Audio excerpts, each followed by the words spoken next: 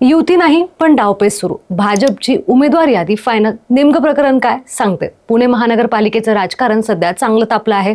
भाजपने स्पष्ट केलंय अजित पवार यांच्या राष्ट्रवादीसोबत युती नाही. त्यानंतर इच्छुक उमेदवारांच्या मुलाखती झाल्या, पण राजकीय वर्तुळात चर्चा आहे की या मुलाखती फक्त नावापुरत्या झाल्या होत्या.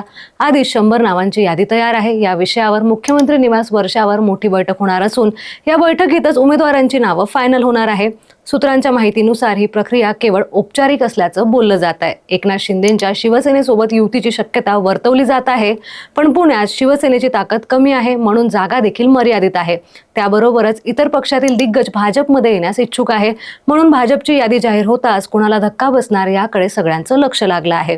तसंच भाजप पक्षाने स्पष्ट सांगितलं आहे की मूळ भाजप कार्यकर्त्यांना संधी देण्यासाठी पक्ष इच्छुक आहे. त्यामुळे आता उमेदवारीसाठी इच्छुकांची धाकधूक वाढली आहे. आरक्षण, राजकीय गणित बदलली. देवदर्शन नवस तर काही इच्छुकांनी देव देखील पाण्यात ठेवल्याची चर्चा आहे.